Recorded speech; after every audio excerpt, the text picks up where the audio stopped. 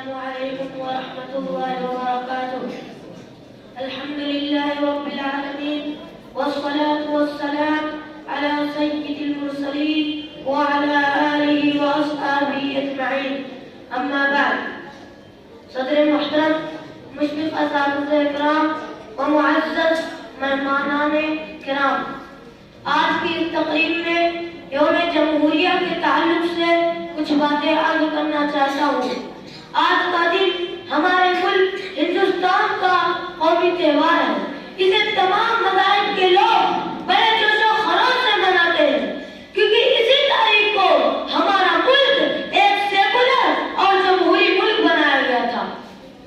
क्योंकि हमारा मुल्क हिंदुस्तान अंग्रेजों की गुलामी से 15 अगस्त 1947 को आजाद हुआ, लेकिन हमारे आजाद भारत का कोई अपना कानून और दस्तूर न था जिससे इस मुल्क को अच्छी तरह से चलाया जा सके।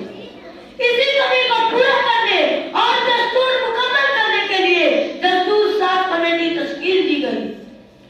हमारे मुल्क का कानून 26 नवंबर 1949 को बनकर तैयार हो गया था, लेकिन इसे 26 जनवरी 1950 को पूरे मुल्क में नाफिज किया गया।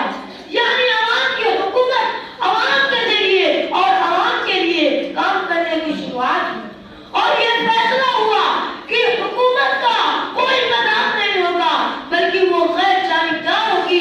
इसके लिए हमारे बुजुर्गों ने बड़ी मेहनत की, क्योंकि इस मुल्क में हिंदू, मुस्लिम, सिख, ईसाई, बौद्ध, पारसी, जैन वगैरह मज़ाहिब के लोग रहते हैं।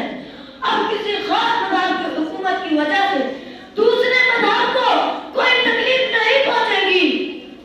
हमारा मुल्क इस बिना पर एक सेकुलर और जमहूरी मुल्क बनाया गया, ताकि किसी मज़हब की हुकूमत ना हो और ना किसी की हक तलबी हो, बल्कि सबको बराबर के हुकूक हासिल होंगे।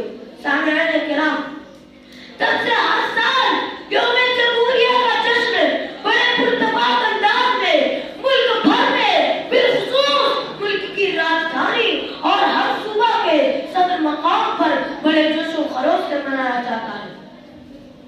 आज के इस खुशी के मौका पर हम पसंद, खुलूस व मोहब्बत, वतन के अजीम रहनुमाओं और शहीदों जैसे मौलाना मोहम्मद अली जान, सरदार भगत सिंह, मौलाना अबुल कलाम आजाद, डॉक्टर बाबा साहब अम्बेडकर, अशफाकुल्लाह खान और हमारी फौज के वीर जवानों को भी याद करते हैं और उन्हें खिलाफ अकीदत पेश करते हैं कि उनकी अथक मेहनतों और कोशिशों के बदौलत आज हम आजाद हिंदुस्तान की फजा में सांस ले रहे हैं।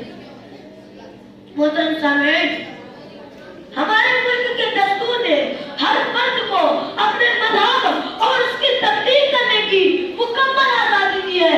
हर शख्स को अपने ख्यालात के इज़हार की आजादी है, अपने मदारिस कायम करने की आजादी है, उसूल इंसाफ और मसावत का हक हासिल है।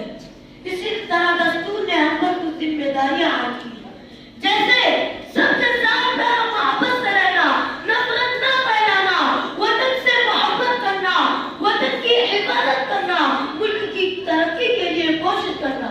लिहाजा हमारे मुल्क को तरक्की की राह पर गामजन करने के लिए इस मुल्क के हर शहरी को चाहिए कि वो मुल्क के दस्तूर की इज्जत करे और दिल से भारत के कवानीन पर अमल करे।